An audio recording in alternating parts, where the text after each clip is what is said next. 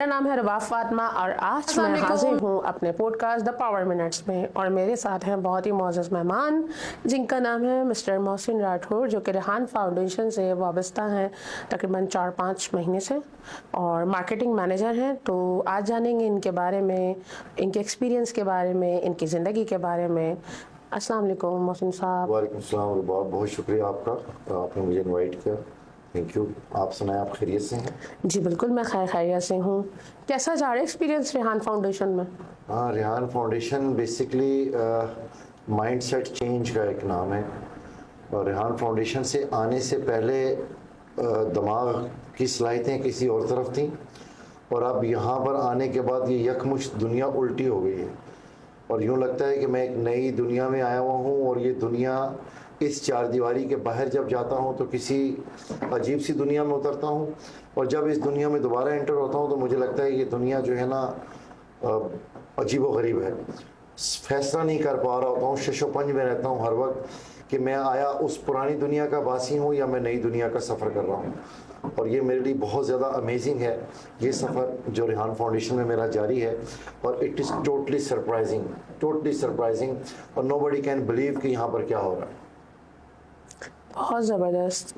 As a marketing manager क्या challenges देखते हैं आप अपने लिए?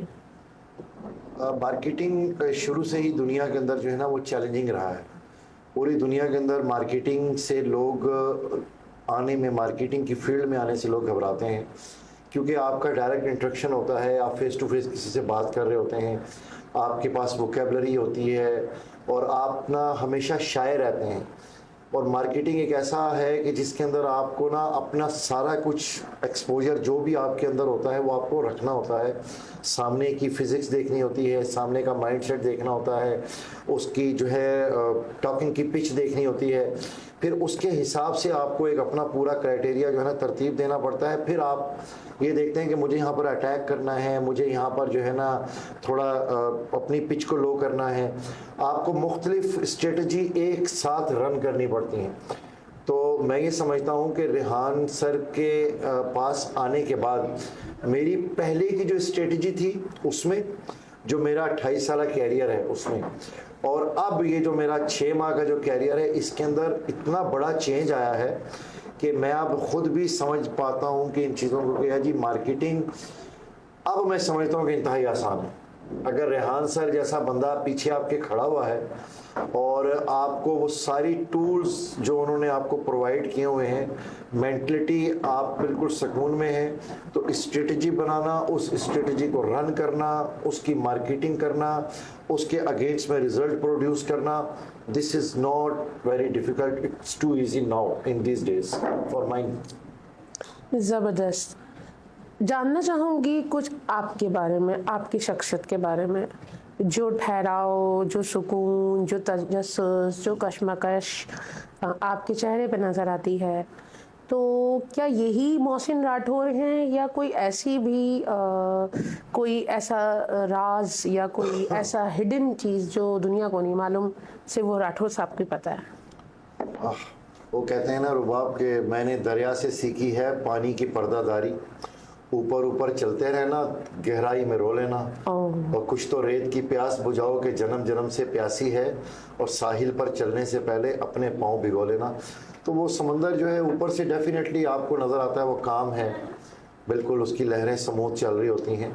और मैंने अपने बड़ों से सीखा है कि ख़ुद को समंदर की लहरों की तरह ढांप लो, और जो भी राज है ना वो दफन कर लो। समंदर में बहुत सारे राज हैं, कहीं फ़िरौन के डूबने का किस्सा है, कहीं पे पूरा माउंट एवरेस्ट डूब जाता है, कहीं पे मारियाना ट्रेंच मौजूद है, हमें नहीं पता कि हम कहाँ जा रहे हैं।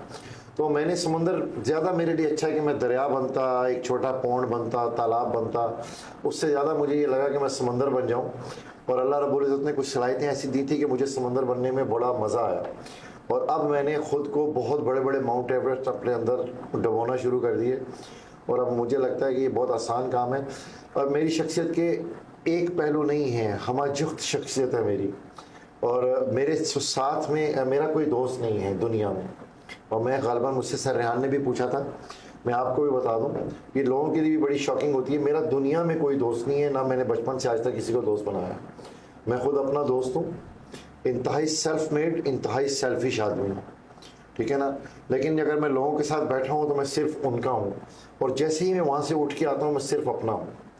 یہ میری شخصیت کا وہ راز ہے جو میرے دوست, جو میرے جاننے والے ہیں ان کو پتہ ہے کہ ابھی ہمارے ساتھ بیٹھا یہ فل فلیج ہمارا ہے, سر سے لے کر پاؤں تک. تو اور بقول پروین شاکر کے کہ وہ ایک شخص جو کھو گیا, میں ڈھونڈتی ہوں کہاں پہ گیا, تو میں اس ٹائم آپ کے ساتھ ہوں, میں چلا جاؤں تو پھر میں کسی کا بھی نہیں. بہت ساری باتیں ہیں جو آپ نے اپنے اس جواب میں دی ہیں, جیسے سمندر کی طرح شخصیت کو ہونا. سمندر نا اپنی نمکین تاثیر رکھتا ہے, تو جس کی بنا پہ کہتے ہیں نا کہ نمک ایک ایسی چیز ہے کہ اس کا جو ہے احساس بھی ہم سوچتے ہیں تو تھوڑا منہ کا ذائقہ بدل جاتا ہے. تو آپ کی شخصیت میں ایک ایسا کون سا ایلیمنٹ ہے جس سے سب سوچتے ہوں گے کہ محسن راٹھور کی یہ شخصیت جو ہے, یہ پہلو جو ہے وہ بہت زیادہ نمکیات کی حامل ہے؟ کڑوا پن. اچھا. مجھے جو برا لگتا ہے میں اس کے اسٹیٹ پہ منہ پہ بول دیتا ہوں. اتنی گہرائی میں کون کیا کب کیسے کس کے ذریعے کس کے پاس کس لیے, میں اتنا اس کو نہ ڈیپ جاتا نہیں ہوں. اتنا سے 1.5 چمچ کا میرا دماغ ہے اور میں اس کو فوکس رکھتا ہوں اپنے مختلف ٹاسک کے لیے, اور اسی ٹائم میں اس بندے کے پاس جاتا ہوں. مجھے نا ایک بہت گیس ہوتی ہے میرے اندر, اور وہ اتنا ابال کر دیتی ہے کہ نا مجھ سے رہا نہیں جاتا. اور ڈیفینیٹلی میں یا اس کو کال کر دیتا ہوں یا میں اس کے پاس فزیکلی پہنچ جاتا ہوں, اس کو کہتا ہوں کہ you did this and you are the responsible. آپ مجھے بتاؤ وائی یو ڈیڈ دس. اور جب تک وہ گیس میری نکل نہیں جاتی نا, میں اس کو دے کے اس کو اپنا ڈسٹ بن بنا کر واپس آ جاتا ہوں. پھر وہ میرے بارے میں کیا رائے رکھتا ہے, آئی ڈیفینیٹلی سوری ٹو سے ڈیم کیئر. مجھے کوئی احساس نہیں ہوتا. لوگ کہتے ہیں بے وفا ہیں آپ, وہ کوئی بات نہیں. مخلوق تو فنکار ہے اس درجہ کے پل میں, سنگے در کعبہ سے بھی اسلام تراشے, اور تو کون ہے اور کیا ہے تیرا داغ کعبہ بھی. لوگوں نے تو مریم پہ بھی الزام تراشے. چھوڑ دیں, ہمیں کیا ہے. آپ کی شخصیت کو دیکھ کے نا کچھ رومانویت, کچھ افسانوی ادب مجھے نظر آتا ہے. تو آپ کا مزاج جو ہے تھوڑا وہ تلخ ہے یا کچھ نہیں, میں ویسے 24 گھنٹے نا میں رومانٹک رہتا ہوں. میں ہر کسی کو دیکھ کے رومانٹک ہو جاتا ہوں. یہ پتہ نہیں میرے اندر, پتہ نہیں بچپن سے ہے. میں میری امی کی کچھ دوست آتی تھی تو میں ان کو دیکھ کے بھی رومانٹک ہو جاتا تھا خود ہی. اور اب میں بڑا ہو گیا ہوں تو اب میں نے رومانس کا یہ پہلو نکالا ہے کہ اب میں کائنات کی ان چیزوں میں سے حسن تلاش کرتا ہوں, چاہے وہ کچھ بھی ہو. تو اب جب میں کائنات کو ایکسپلور کرنے نکلا تو پھر مجھے پتہ چلا کہ یار یہ تو چیزیں بہت, اللہ تو ہر جگہ موجود ہے. ہم خواہ مخواہ ڈھونڈنے جا رہے ہیں کہیں دائیں بائیں, مسجدوں میں مندروں میں گھنٹیاں بجا رہے ہیں, سجدے کر رہے ہیں, شلوک پڑھ رہے ہیں, گیت پڑھ رہے ہیں. تو مجھے لگا اللہ تو میرے ساتھ ہی بیٹھا ہوا ہے. تو جب میں نے وہ قرآن کی وہ آیت پڑھی کہ نحن اقرب من حبل الورید, تو مجھے لگا کہ یہ تو بالکل ایسے گفتگو ہو رہی ہے آپس کے ساتھ. تو پھر میں نے اس کو فائنڈ کر لیا, اور اب میں اپنی ہر ایک چیز ٹوٹلی اللہ کو کہتا ہوں کہ اللہ میاں یہ مجھے, اس دن بھی مجھے 200 روپے چاہیے تھے, تو میں اس کو کافی دیر لگا رہا اس کے ساتھ. تو آخر اس نے مجھے 200 کی جگہ 2000 روپے دے دیے, کیونکہ میں نے کہا یار تو دے دے یار, تیری مہربانی ہے, چاہیے ابھی میں کس کے پاس جاؤں گا. تو میرے ایک کولیگ نے مجھے کہا کہ یہ آپ کے پیسے میں نے دینے تھے, یہ رقم. تو اور ایک دفعہ میں نماز پڑھنے کے لیے ہم کھڑے ہوئے تھے وہاں اوپر, تو میں نے ان سب کو بولا کہ آج میں نے کسی بڑے ہوٹل میں کھانا کھانا ہے. اللہ میاں کو میں نے بولا اللہ میاں میں ابھی تیرے پاس آ رہا ہوں, تو نا مجھے نا کھانا کھانا ہے. تو میرا کنیکشن مل گیا اور کال میری اٹینڈ ہو گئی وہاں. تو میں نے ان سب کو بتایا, شاید یہ لوگ بھی وہیں تھے. میں نے کہا آج تم دیکھنا میں کسی بڑے ہوٹل میں کھانا کھاؤں گا. اور میں نماز پڑھ کے فارغ ہوا, مجھے کال آ گئی کہ آ جائیں, آپ کی آفیشیلی تھا, اور میں وہاں چلا گیا. تو میں نے ان کو بولا دیکھیں اللہ کے ساتھ آپ کا کنیکشن مضبوط ہو جائے. تو یہ رومانٹک پن میں نے نا اب اللہ سے لگا لیا. اب اللہ سے رومانس کرتا ہوں, بدلے میں وہ میرے ساتھ کبھی روڈ پہ کھیل رہا ہوتا ہے, کبھی وہ چوکے چھکے لگا رہا ہوتا ہے, کبھی بائک تیز چلوا رہا ہوتا ہے, کبھی ہارن دلوا رہا ہوتا ہے خامخواہ. تو اللہ آئی لو اس کے حسن میں گم ہو گیا. یعنی کہ اگر میں اس سمندر کو ایک کوزے میں بھروں تو مجھے لگتا یہ ہے کہ آپ نے عشق مجازی سے لے کے عشق حقیقی کا سفر طے کیا ہے. عشق مجازی تو بہت کیا ہے. ہاں, تو یہ جو جس سفر پہ آپ پہنچے نا, یہ عشق حقیقی ہے جو آپ کو اپنے رب سے ملا دیتا ہے. آپ جب سفر کرتی ہیں رباب, تو دیکھیں اللہ تک پہنچنے کے کچھ سٹیپس ہیں. کچھ سٹیپس کو آپ, اس کے لیے شرط یہ ہے کہ کہیں آپ نے نا کہیں آپ کے اندر کرچی نما کوئی پھانس چبھی ہو. آپ کی گفتگو میں یہ سمجھتا ہوں اس وقت تک وزن نہیں آتا جب تک آپ کے کلیجے پہ کہیں چوٹ نہ لگی ہو. اور یہ جو کلیجے کی جو چوٹ ہوتی ہے لوگ اس کو دل کہتے ہیں, میں اس کو کلیجہ کہتا ہوں. کلیجہ چبانے والی کچھ ڈائنیں ہوتی ہیں دنیا میں, وہ مرد کے روپ میں بھی ہوتی ہیں, عورت کے روپ میں بھی ہوتی ہیں, پھپھو کے, چاچی کے, تائی کے, نانی کے روپ میں ہوتی ہیں. وہ کلیجہ چبانے والی جو ڈائن ہوتی ہے نا, اس کو میں نے مار دیا اور پھر میں نے ہاتھ لگا کے دیکھا کہ میرے کلیجے میں درد تھا.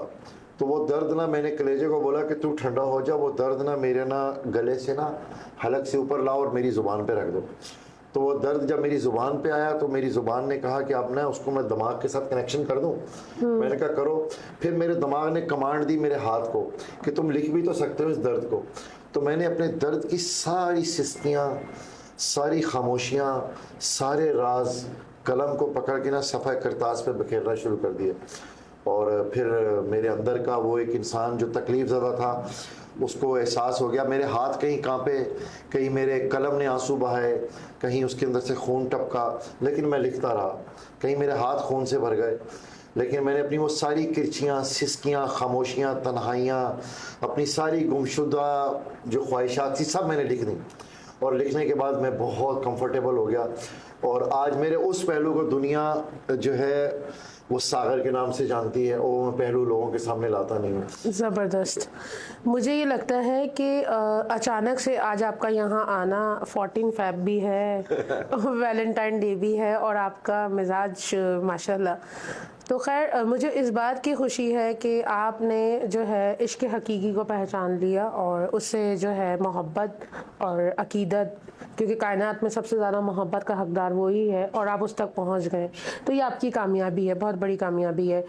محسن صاحب, میں چاہوں گی کہ آپ کوئی ایسی سوچ, کوئی ایسی بات جو مجھ سے لے کے, میری سوسائٹی سے لے کے ایک دنیا میں ایک اچھا پازیٹیو چینج لا سکیں, اگر آپ شیئر کرنا چاہیں تو پلیز. دیکھیے, زبان بے شک آپ کی کڑوی ہے, لیکن نہ یہ ایک 1.5 پاؤ کا لوتھڑا ہے. اس کا ویٹ ٹوٹل تقریباً آدھے پاؤنڈ کے قریب ہے. اس کو صاف رکھیں. ساری خرابی یہاں سے شروع ہوتی ہے. صحیح. اور وہ کہتے ہیں نا کہ من اپنا پرانا پاپی ہے, برسوں میں نمازی بن نہ سکا. تو اس من کو صاف کر لیں, اور اس کو نا ایک دفعہ دن میں ایسے جھانک کے دیکھیں, ایسے کر کے, تو آپ کو خود پتہ چل جائے گا یہ کدورت سے بھرا ہوا ہے, اس میں نفرت پل رہی ہے, اس کے اندر پیار پل رہا ہے, یا پھر میں منافق ہوں. صحیح. تو وہ آپ کو خود آپ کا آئینہ بن کے آپ کو بتائے گا کہ ہاں تم منافقت کر رہی ہو. کہ دیکھیں اس کی خاصیت ہے, یہ آپ کو جھوٹ بھی بتائے گا, یہ سچ بھی بتائے گا.